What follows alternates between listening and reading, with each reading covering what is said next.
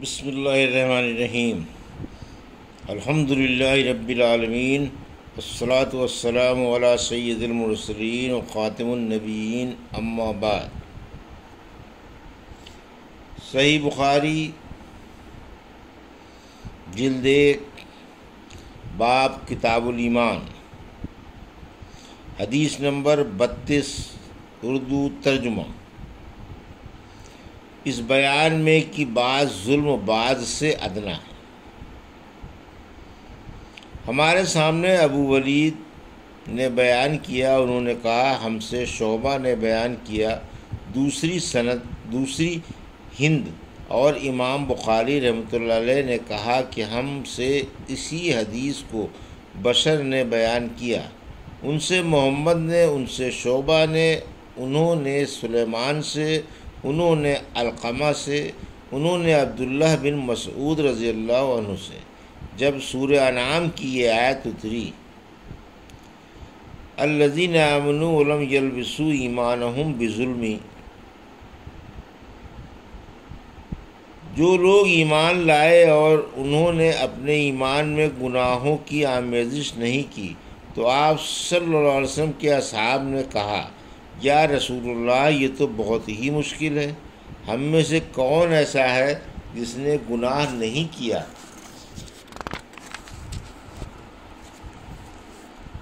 تب اللہ پاک نے سورہ لقمان کی یہ آیت اتاری،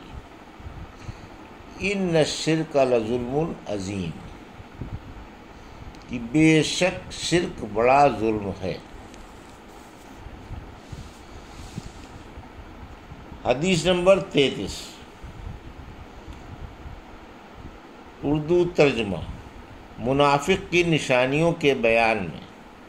ہم سے سلیمان ابو ربیع نے بیان کیا، ان سے اسماعیل بن جعفر نے، ان سے نافع بن ابی عامر ابو سہیل نے،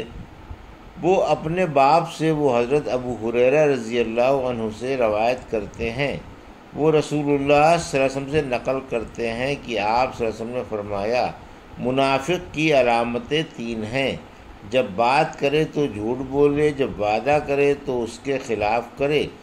اور جب اس کو امین بنایا جائے تو خیانت کرے۔ حدیث نمبر 34،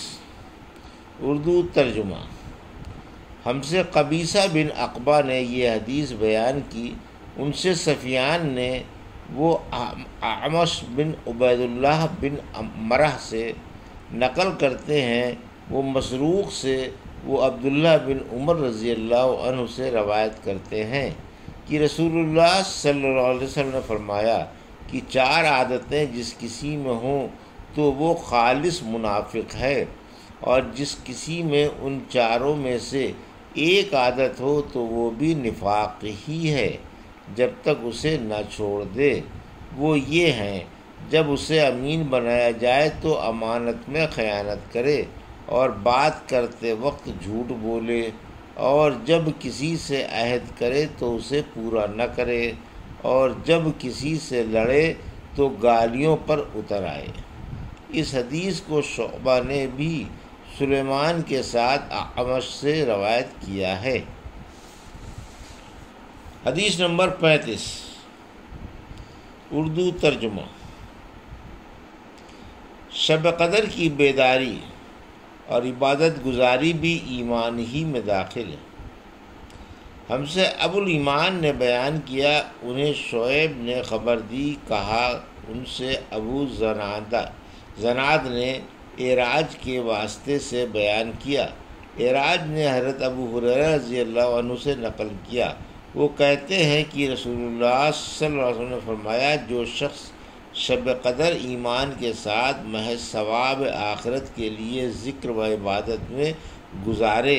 اس کے گزشتہ گناہ بخش دیے جاتے ہیں۔ حدیث نمبر 36، جہاد بھی جزء و ایمان ہے، اردو ترجمہ۔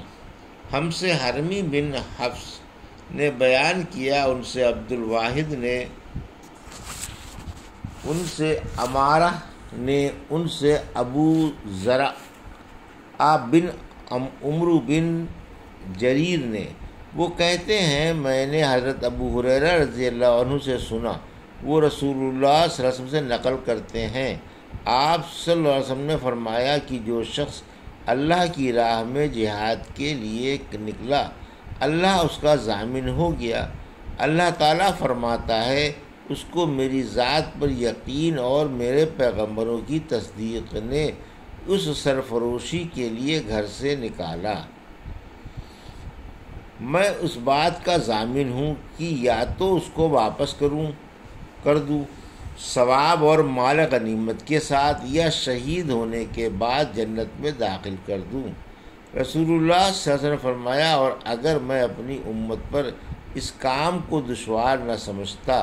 تو لشکر کا ساتھ نہ چھوڑتا، اور میری خواہش ہے کہ اللہ کی راہ میں مارا جاؤں، پھر زندہ کیا جاؤں، پھر مارا جاؤں، پھر زندہ کیا جاؤں، پھر مارا جاؤں۔ حدیث نمبر 37 اردو ترجمہ۔ اس بارے میں کہ رمضان شریف کی راتوں میں نفلی قیام کرنا بھی ایمان ہی میں سے ہے۔ ہم سے اسماعیل نے بیان کیا، انہوں نے کہا کہ مجھ سے امام مالک رحمۃ اللہ علیہ نے بیان کیا، انہوں نے ابن شہاب سے نقل کیا، انہوں نے حمید بن عبد الرحمن سے، انہوں نے ابو ہریرہ رضی اللہ عنہ سے کہ آن حضرت صلی اللہ علیہ وسلم نے فرمایا، جو کوئی رمضان میں راتوں کو ایمان رکھ کر اور ثواب کے لیے عبادت کرے اور اس کے اگلے گناہ بخش دیے جاتے ہیں۔ حدیث نمبر 38 اردو ترجمہ۔ اس بیان میں کہ خالص نیت کے ساتھ رمضان کے روزے رکھنا ایمان کا جز ہے۔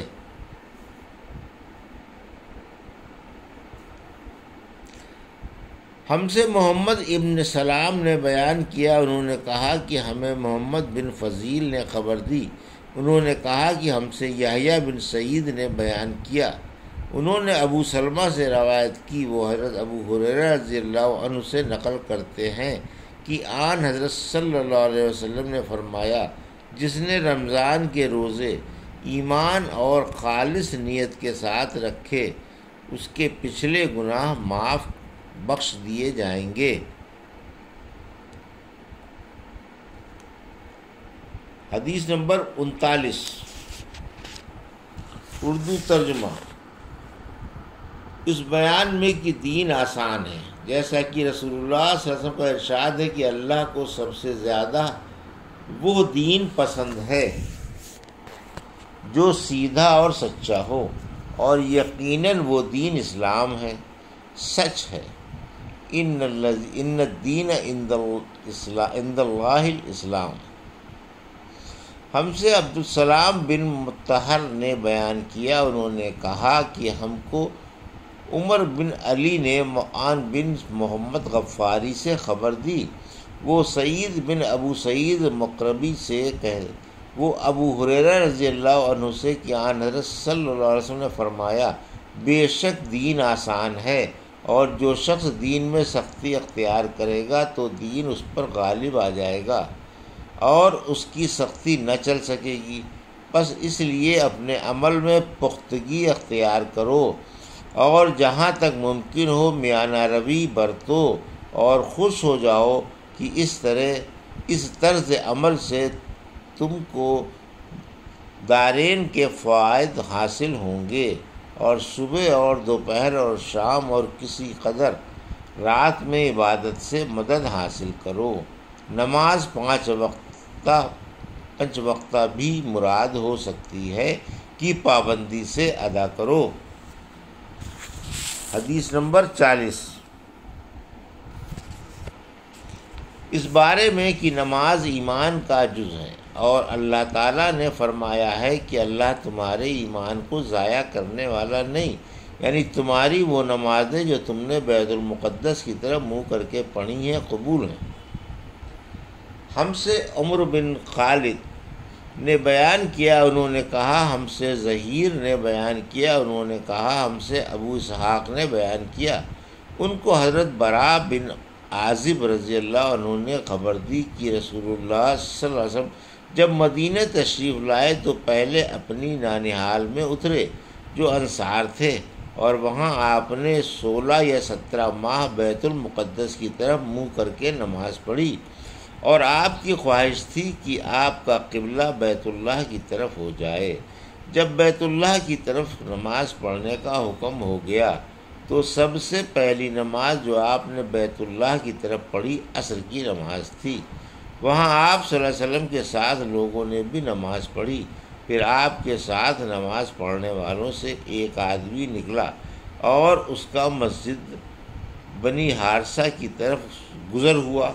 تو وہ لوگ رکوع میں تھے۔ وہ بولا کہ میں اللہ کی گواہی دیتا ہوں کہ میں نے رسول اللہ صلی اللہ علیہ وسلم کے ساتھ مکے کی طرف منہ کر کے نماز پڑھی ہے۔ یہ سن کر وہ لوگ اسی حالت میں بیت اللہ کی طرف گھوم گئے، اور جب رسول اللہ صلی اللہ علیہ وسلم بیت المقدس کی طرف منہ کر کے نماز پڑھا کرتے تھے یہودی اور عیسائی خوش ہوتے تھے، مگر جب آپ صلی اللہ علیہ وسلم نے بیت اللہ کی طرف منہ پھیر لیا تو انہیں یہ امر ناگوار ہوا۔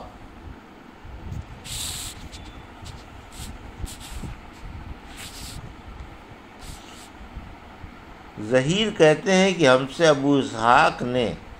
برا سے یہ حدیث بھی نقل کی ہے کہ قبلے کی تبدیلی سے پہلے کچھ مسلمان انتقال کر چکے تھے، تو ہمیں یہ معلوم نہ ہو سکا کہ ان کی نمازوں کے بارے میں کیا کہیں۔ تب اللہ نے یہ آیت نازل کی، وما کان اللہ لیضیع ایمانکم، سورہ بقرہ آیت 143۔ ابھی آپ نے صحیح بخاری جلد نمبر 1 باب کتاب الایمان کی حدیث نمبر 32 سے 40 کا اردو ترجمہ سماعت فرمایا۔ اللہ سے دعا ہے کہ اللہ ہمیں ان حدیثوں کو صحیح طریقے سے سمجھنے کی توفیق عطا فرمائے اور اس پر عمل پیرا ہونے کی توفیق عطا فرمائے، آمین یا رب العالمین۔